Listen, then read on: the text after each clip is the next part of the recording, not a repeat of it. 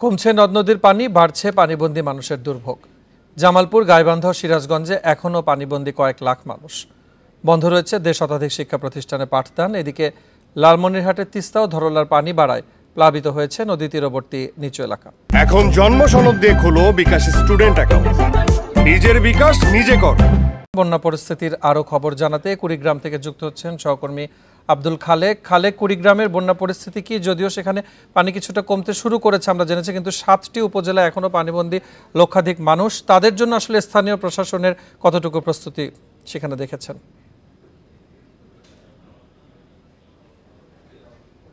আপনি যেমনটি বলছিলেন, পানি কিন্তু কমছে, তবে পানি কমার হার কিন্তু অত্যন্ত ধীর গতিতে এই পানি কমছে। এবং পানি উন্নয়ন বোর্ড থেকে আমরা কিছুক্ষণ আগে যে পূর্বাভাস পেয়েছি, তাতে তারা বলছে যে আগামী ৪৮ ঘন্টায় বন্যা পরিস্থিতির উন্নতি হবে, তবে ধীর গতিতে পানি কমবে। ফলে ধীর গতিতে পানি কমার কারণে কিন্তু মানুষের যে দুর্ভোগ সেটি কিন্তু কমছে না। এবং এখনও জেলা প্রশাসন কিছুক্ষণ আগে যে আমাদেরকে যে হিসাব দিয়েছে সেই অনুযায়ী ১,৩৬,০০০ মানুষ এখনো কিন্তু পানিবন্দী অবস্থায় রয়েছে এবং দিনে দিনে তাদের কিন্তু দুর্ভোগ বৃদ্ধি পাচ্ছে। তবে প্রশাসনের পক্ষ থেকে কিন্তু ত্রাণ তৎপরতা অব্যাহত রয়েছে এবং এখন পর্যন্ত ২১ লক্ষ টাকা, প্রায় ৩০০ মেট্রিক টন চাল বিভিন্ন এলাকায় বিতরণের কথা আমাদেরকে জানানো হয়েছে। আর আপনাকে আরেকটি বিষয় জানিয়ে রাখি যে এবারের বন্যায় বেশ কয়েকটি বাঁধ, সড়ক ভেঙে বিভিন্ন এলাকা প্লাবিত হয়েছে। বিশেষ করে নাগেশ্বরী উপজেলার গত দুদিনে ৩টি সড়ক এবং বাঁধ ভেঙে ২০টি গ্রাম প্লাবিত হয়েছে এবং আজকেও নাগেশ্বরী পৌর এলাকার 3টি গ্রাম কিন্তু নতুন করে প্লাবিত হয়েছে। পাশাপাশি আমি যে জায়গাটি দাঁড়িয়ে রয়েছি এটি হচ্ছে কুড়িগ্রাম সদর উপজেলার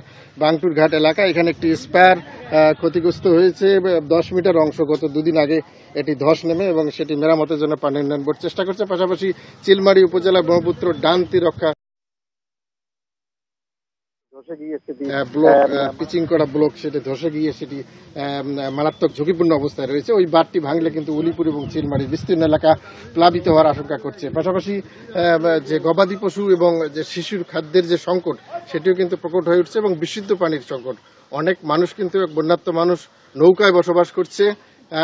আশ্রয় কেন্দ্রে খুব কম মানুষ গেছে, ৩,০০০ মানুষ এ পর্যন্ত তারা আশ্রয় কেন্দ্রে আশ্রয় নিয়েছে। বেশিরভাগ মানুষই কিন্তু অনেক কষ্ট করে ঝুঁকি নিয়ে নিজ বাড়িতে অবস্থান করছে। এদের বিশুদ্ধ পানি, শুকনো খাবার সহ অন্যান্য সংকট সময়ে সময়ে আরো প্রকট হয়ে উঠছে। কুড়িগ্রাম থেকে জানাচ্ছিলেন সহকর্মী আব্দুল খালেক।